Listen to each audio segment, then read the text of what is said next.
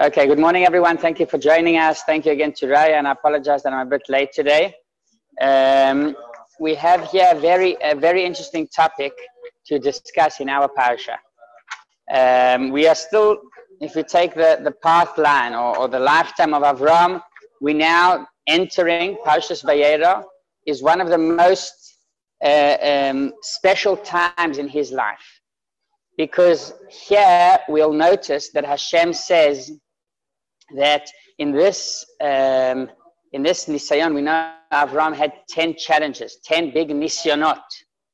These 10 big challenges basically proved who Avram was and caused Avram to connect to Hashem in the strongest way possible, which means he overcame these obstacles, these challenges.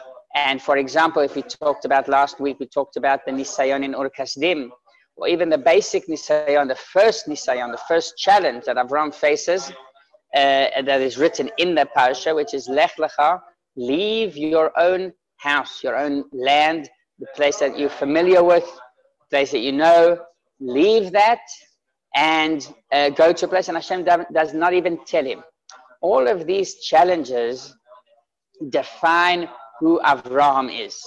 And we're going to talk a bit about challenges in our lives today. Is it something good? Is it something bad? Should we ask for challenges? Should we try and avoid challenges totally? Or is there a certain benefit in being challenged? But today I would like to start with what Hashem tells Avraham that is the most important challenge. And this challenge will reflect all the other challenges and prove whether you are truly loyal or not. What challenge is that? Akedat Yitzchak. Bringing Yitzchak as a korban, as a sacrifice to Hashem. This is the challenge that we learn about in our parsha. And Hashem tells Avraham Avinu, believe it or not, Hashem tells him, please listen to this challenge.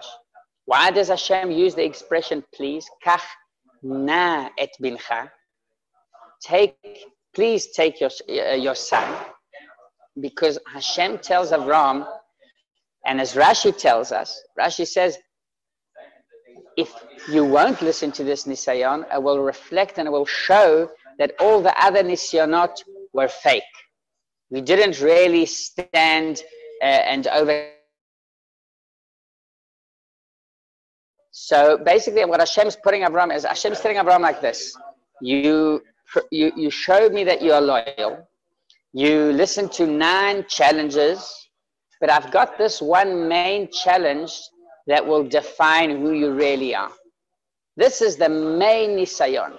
The Nisayon of taking your son and shechting him, bringing him as a sacrifice. So the basic idea is, the basic understanding to that, why does Hashem really tell Avram Kachna? Why does he need to ask him, please take your son? What is the idea of saying that this Nisayon will define who you really are? So in a simple way, we would look at it in this way, and we would say that that it's a very hard Nisayon. Someone that would sacrifice his own son, kill his own son, that is a Nisayon that's a huge, huge challenge. More than all the other challenges combined together.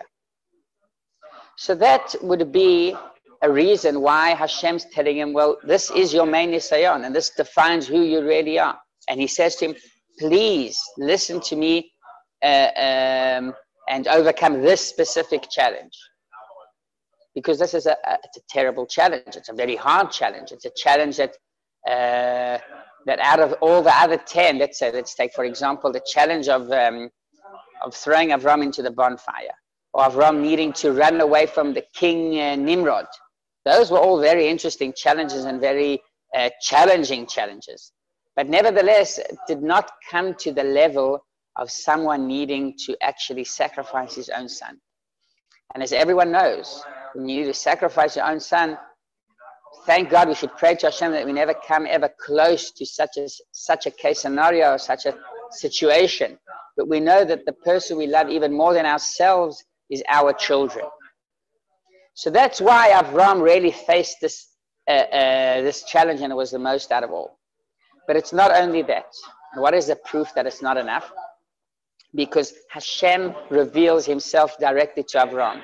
Let's just imagine Hashem coming to us, revealing himself to us and asking us to do such a thing. Here it changes. We might say, well, Hashem himself, the creator of the world, is telling us what to do. It's not just some weird request from nowhere, from no one. Hashem himself is asking us to do that. So maybe this is something that is easier to listen to. But I want to tell you guys a story about the Jewish history. Throughout the Jewish history, we've seen lots of Mesirut Nefesh in many, many cases. We've seen, let's talk about one of the most powerful stories. Chana v'shiv'at banea. Chana had 7 children. She lived in the times of the Greeks, and in those times, they wanted to prove to the Jewish people that they don't believe in Hashem. Don't believe in Hashem, that's what they said. And they used to force the Jewish people to do all kinds of actions that would express them not believing. For example, to write on their possessions, let's say, on the entrance to the house, that we don't believe in God. So this rumor came out about Chana, that she had 7 children that were not prepared to at all listen and not prepared to obey the king's commands. So the king calls them in. The king brings them in, and the king says, Will you bow down to me? The first son says no, and they kill the first son.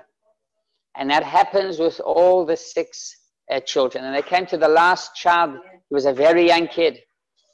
And the king didn't tell him, bow down to me. He knew that there's no chance. The kid told him, no, I'm not going to bow down to you.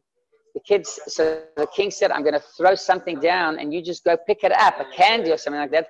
So at least it will look like you are bowing down to me, and at least I won't be shamed, and then I won't need to kill you. And this is all in front of the mother. And this child said no. I think he even laughed at the king. He said, you're making such a fool of yourself when you're asking me to do such a thing. But in front of Hashem, there are no games like that. So this last child, the 7th child of Chana, was also killed. And Chana says to Hashem before she was also killed, I'm greater than Avram. Avram only nearly sacrificed 1 child. I sacrificed 7 children. And this is an amazing story. It shows the Mesirut Nefesh, the powerful Mesirut Nefesh of the Jewish people.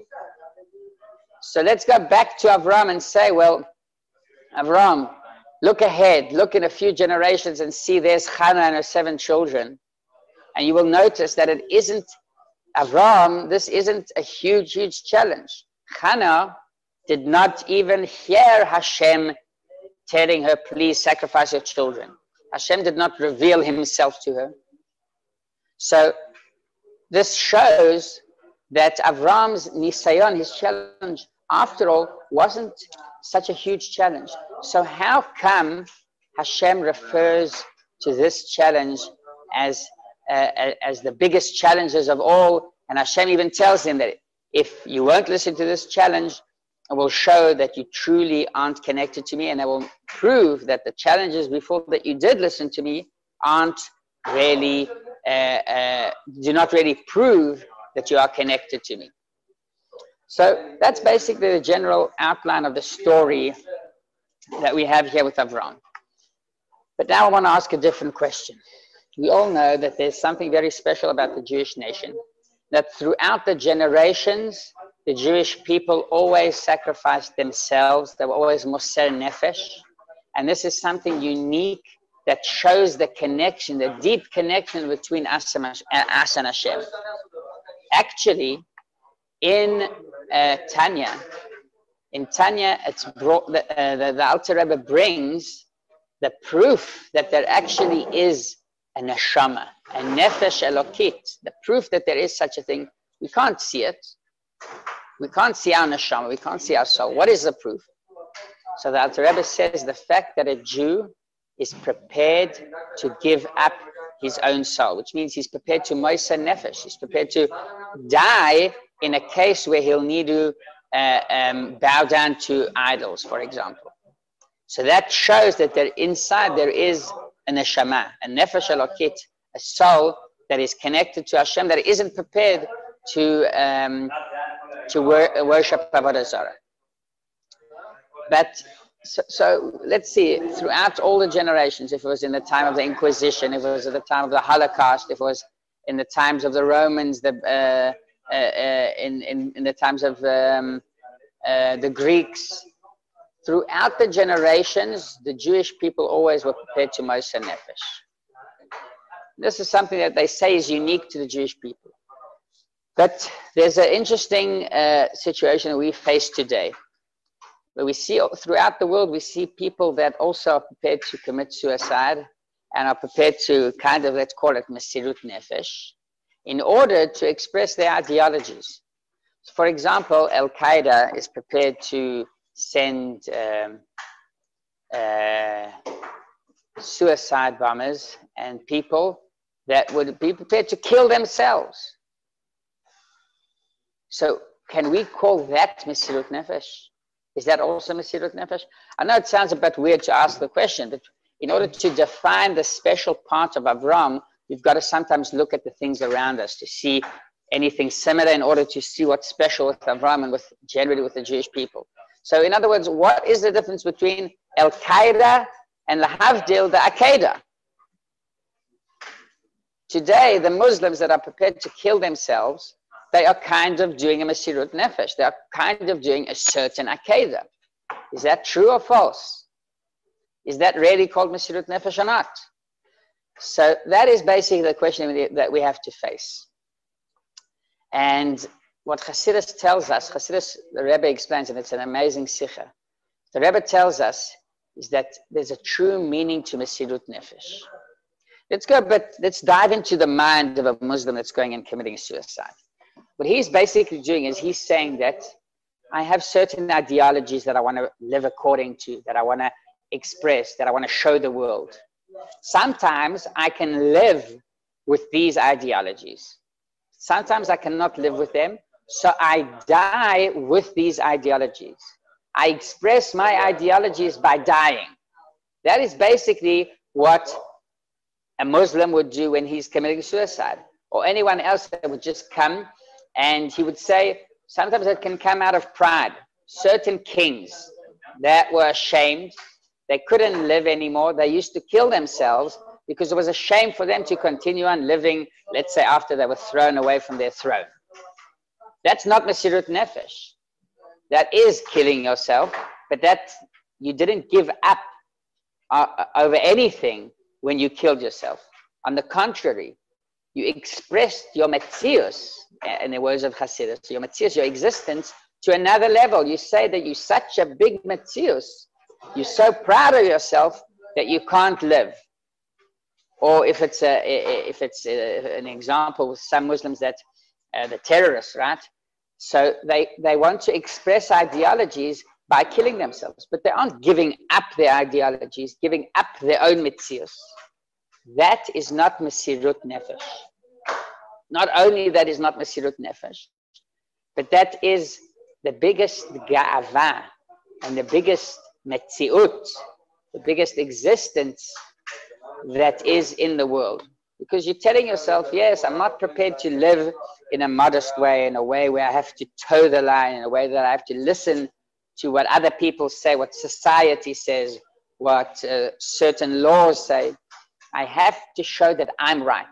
And I'm prepared to show that I'm right, even if I need to kill myself for that. So that is the head of a terrorist, and that is the head of someone, a king. Or there are many examples about people that are in challenging positions. These are challenging positions where someone loses everything that he has. And he says, yes, I'm not prepared to live anymore. That is not mesirut nefesh. That is the opposite. So what is special about Avram?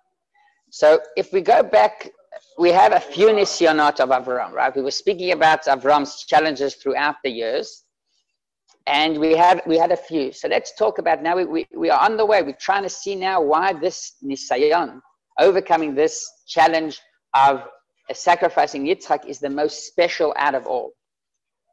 So let's go through a few other nisyonot again. Okay, Avram, the first nisayon was Avram needing to run away from the king Nimrod.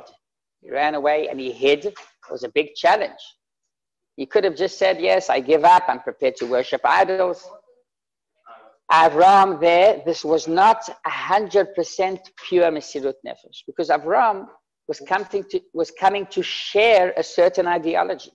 He was coming to share the existence of Hashem. So it's a very good ideology. It's a true ideology. But he was not really giving up over his Metziut, over his existence. Then when Nimrod catches Avram, this is the second challenge of Avram, and he tells him in front of the entire world. And then it actually could possibly be that the entire world was there. The world wasn't such a huge place. He asked Avram, are you prepared to worship idols? Or if not, I'm going to throw you into the bonfire. Avram says, throw me into the bonfire. This also isn't 100% pure Mesirut Nefesh. Why? Because by Avram being thrown into the bonfire, Avram is basically telling the world, sharing with the world his ideology. And because he shares with the world his ideology, he isn't actually giving up his Metziut entirely. He's just extending his Metziut or moving his Metziut from a living person that will go and talk and share and explain what he thinks and what he lives according to, into a person that the whole world will say, do you know this person, Avraham? He was prepared to kill himself because he believed in God. So he was expressing his Metziut, his ideology. Of course, this is a very high level. Don't get me wrong. This is a very special and high level, but it isn't the most pure level of Mesirut Nefesh. This isn't the highest level of Mesirut Nefesh. What is the highest level of Mesirut Nefesh? The Akedah. Let's imagine the situation there. Avram goes up to the mountain. A bit before, Hashem tells Avram, listen, I want you to take your son to a mountain and bring him as a sacrifice. Avram doesn't tell Sarah what he's going to do. He doesn't let his neighbors know, listen, people, I'm going to listen to Hashem and shecht my son. He does not mention such a thing. His neighbors, his friends, his family don't even know what he's doing. He's not proving anything to them. He's taking his son with two servants and they're traveling to the mountain. And on the way, before they enter the mountain, he tells his two servants, stay here. I don't want you coming with us. Wait here. He goes up, he enters the mountain, he climbs up there, and it's him and Yitzchak, and that's it. Now don't forget, Yitzchak is his only son. Yitzchak is his only son. Yishmael isn't listening to him. And there won't be any other possibility of having more children, because Hashem told him, you'll have one son and that's it. Ki bi-Yitzchak yikareh lecha zara, which means with Yitzchak, he will be your hemshech. Your tzaim will come from Yitzchak. So if he kills Yitzchak, he's basically finished with his legacy, finished with his ideology, finished with everything, and he cannot even take credit for it. No one will be going around saying, do you know this amazing person, Avram, how he listened to Hashem and by killing his son? No one was there to see that he killed his son. It wasn't in front of the whole world. It was Hashem, it was Yitzchak and Avram. And it was the sheep there on the side, but there was no one there to be a witness to this amazing Mesirut Nefesh of Avram. Now, if you're prepared to listen to Hashem in such a case, this is true Mesirut Nefesh. This is the highest, most pure level of Mesirut Nefesh, without any side benefits, without promoting who you are, without promoting your ideology, without bringing in anything else, just purely listening to Hashem. This is something very unique and very special. And we can find it only in one case, in this special Mesirut Nefesh of Avraham, when he took his son and was prepared to shecht him when no one was there to see, when he knew that if he kills his son, no one's going to teach anyone else any more about Hashem, about Judaism, and so on and so on. There was no one there to continue what he started. So because Avraham listened to Hashem in that case, this truly shows that Avraham is actually someone that is connected to Hashem in the most powerful way possible. The proof is in that case. So let's go back talk just a bit about the difference. So between the Akedah and Al-Qaeda, it's pretty clear to us now that when someone decides to kill himself to promote a certain ideology, that's not Mesirut Nefesh. Not at all. But when a Jew does Mesirut Nefesh, when someone in the times of the Inquisition, when he's prepared to kill himself and he won't gain anything from it, in the times of the Holocaust, where millions were killed, he's prepared to Moser Nefesh. That is the proof that we are truly connected to Hashem. So that is a bit about Avraham and a bit about us today in our lives. Let's basically talk about something practical. So should we ask for nisyanot, challenges? Is that something positive? Should we ask for them or should we avoid them? So what is the benefit of being challenged? The benefit of being challenged is that when we challenge ourselves, first of all, we prove who we really are. Because if life is easy and simple, so it's not a big chokhmah when we listen to Hashem when everything's smooth. The big chokhmah is to listen to Hashem when things are not so easy. So when we have a certain challenge, what we are basically doing is we are proving who we really are. So that is one benefit. And the second benefit is that sometimes when people are challenged, they bring out special power. Small town, gathered all the Jews together, and they told them that everyone has to go past the Sefer Torah, and I don't know exactly, but it was to do something that wasn't appropriate in the shul or something like that, to spit on the Sefer Torah, to throw Sfarim on the floor, something very bad, very terrible, and they forced every Jew to go and do it. And there was one Jew, and that Jew was fry, which means he wasn't observant. He did not listen in the daily life. He didn't put tefillin on every day. He didn't keep Shabbos. He didn't keep kashrus. But when they told him to do that, everyone was looking at the Jews doing it.